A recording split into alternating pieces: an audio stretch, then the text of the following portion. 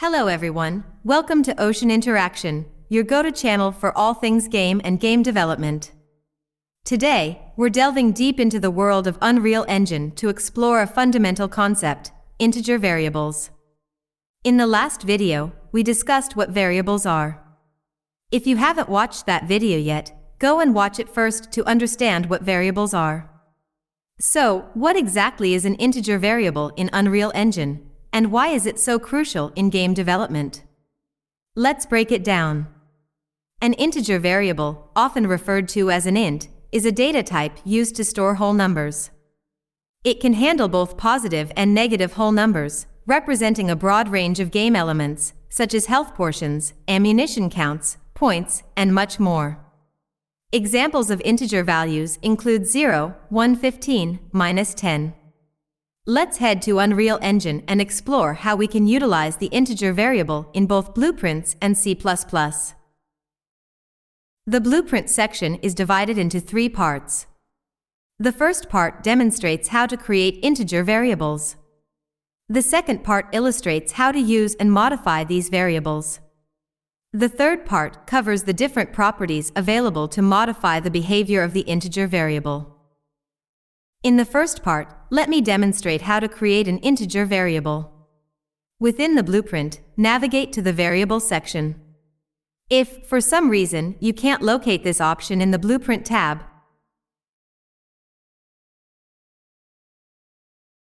go to Windows, and you should find it there. Click on My Blueprint, and it should appear. Navigate to the Variable section and click on the plus icon to create a new variable.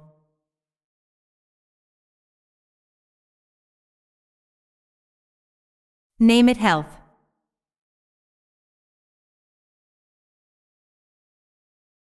By default, it may have selected bool. Click on the drop-down button and choose the integer type.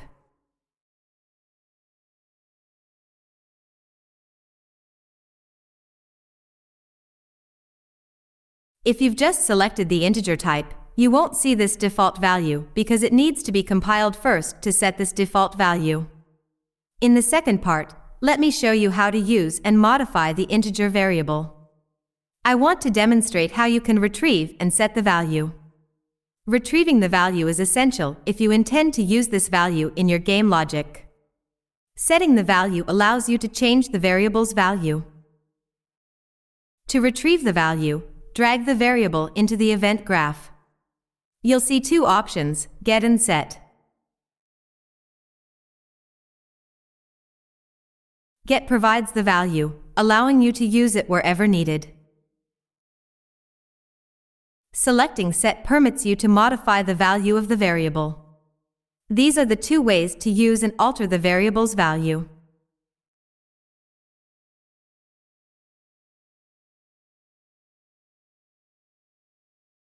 Now, for the third part, let me show you the various types of modifications and properties available for the integer type. Firstly, you can go to the Details panel and change the variable's name. The next property allows you to change the data type. Keep in mind that if later on, you decide that your variable doesn't need to be an integer, and you want this value to be a float, a value with precision, you can do that. However, remember that if you change the type, you have to modify it everywhere you've used it. For example, if you've used this value in an integer for some logic, you also need to make a modification there if you change the type.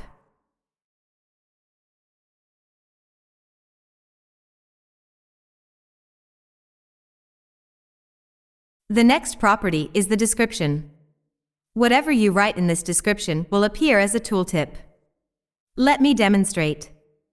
As you can see, I've written the description for this variable in all caps. This is a health value. Whenever I hover over this variable, I'll see this tooltip. This is a health value. This is important when you want to provide a description for any of the variables. The next option available is Instance Editable. Let me show you what this option does. By default, it will be false. If I've placed this actor in the world and I want to change the instance, this is the instance. This is the class. Its class is like a blueprint, and the instance is like an actual object. If I want to change it in the world, and later on, I decide that I have 5 objects and every object needs to have a different value, I can't change it from here as of right now. If I search for health, I will not get anything because I've set this variable in a way that it can only be modified in the class, not in the details panel of the instance. To modify it from the details panel of the instance, you have to check this option, Instance Editable. Compile, save, and then go back to the world again. As you can see, now when you search for health, you can change the individual health for this object. For example, if I have 2 different objects and I want to assign different values for both of them, I can do it in the instance. So for the first instance, I want the health to be 100. And for the second, I need the health value to be 50. I can do it this way. This option is very important when you want your instance to have different values.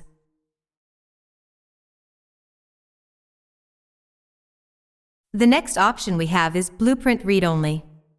If you want to create a variable with fixed values that can't or shouldn't be modified,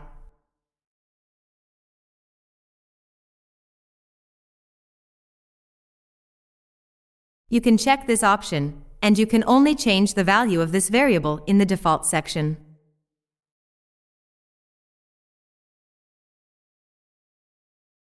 You can't change it in the blueprint or anywhere else. Let me check this value. Next is Expose on Spawn. This allows you to change the value of this variable when you spawn an instance of this class. Let me show you what I mean. We have a node called SpawnActor of class. What this node does is that it creates a new instance or a new actor of this or any particular class. If we want this actor to have some default value,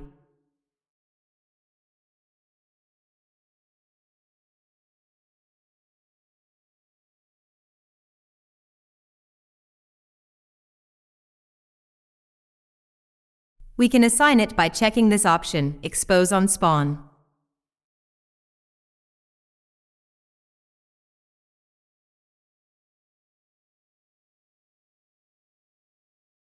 So when we select this class, as you can see, when I try to spawn this class, I will get the option to change the default value of the health. If I set it to 100, it should change here as well. Yeah, as you can see, the health value is, by default, 100 as I have set it here.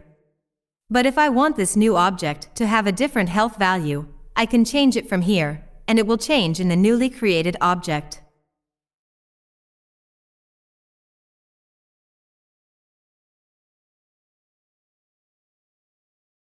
The next option we have is Private. If we want any of the subclasses of this class not to change the value of this variable, we can make it private so that only this class can change its value.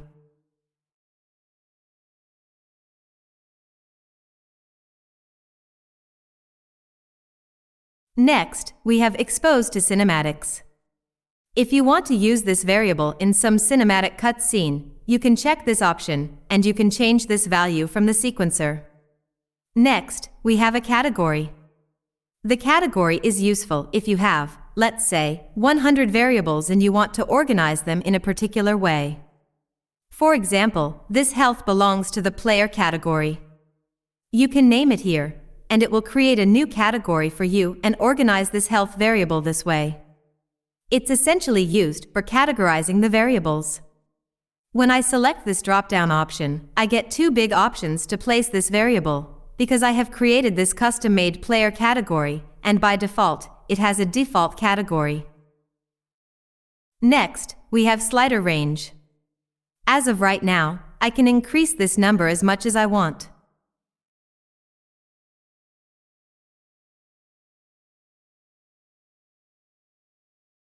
But if I want this variable to have a specific range, for example, the health value should be between 0 and 100, I can set this slider value to be between 0 and 100. And it wouldn't allow me to set the default value greater than 100.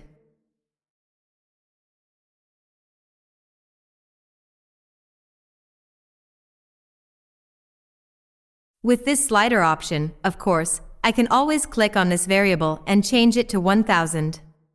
If you want the user, or any artist, or anyone setting this value, to not set this value out of range, you can set it with a value range.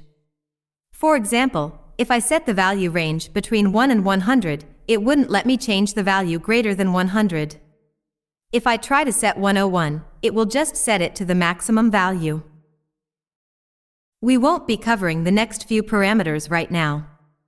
Later on, I will create a new series for multiplayer, where I will explain what you can do with these options. That's it from the Blueprint side.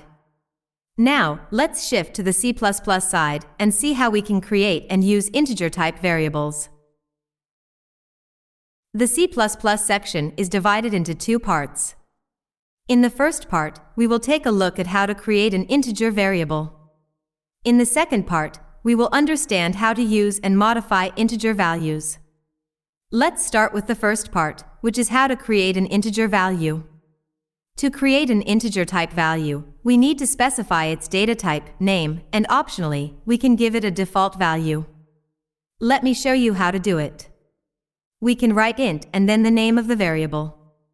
In our case, it's health. Optionally, we can assign it a default value. For example, we can assign it the default value of 100. Now, for the second part, let's see how to use and modify the integer value. To modify the value of the integer, in this case, change the health variable value to 90, write the name of the variable, an equals sign, and any new value. For example, we can set it to 90, changing the health value to 90.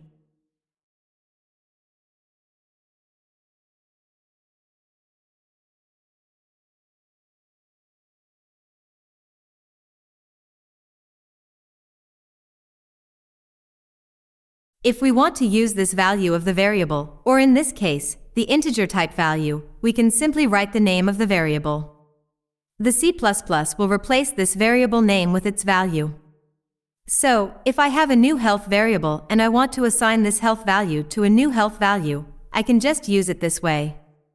I just need to write down the name of the variable, and it will replace the value of the variable with the name. That's it from the C++ side. Before we conclude, I'd like to make a humble request. Crafting these videos demands a significant amount of time and effort, from recording and editing to uploading and maintenance. As I provide all this content for free, your support is invaluable. By simply hitting the subscribe button and giving us a thumbs up, you can greatly assist us in this endeavor, no cost involved. Also, please explore the links in the description below to join our community on Discord, LinkedIn, Twitter, and Reddit. I'm actively available on Discord and LinkedIn, eager to address any questions or engage in meaningful conversations with you. Thank you for watching this video. In our next installment, we'll delve into the basics of what a float variable are. If you're following a playlist, keep watching, or you can easily find this video on my channel. Navigate to the What's in Unreal Engine playlist, and you'll have access to all videos related to variables. Once again, thank you for your viewership. See you in the next video. Goodbye.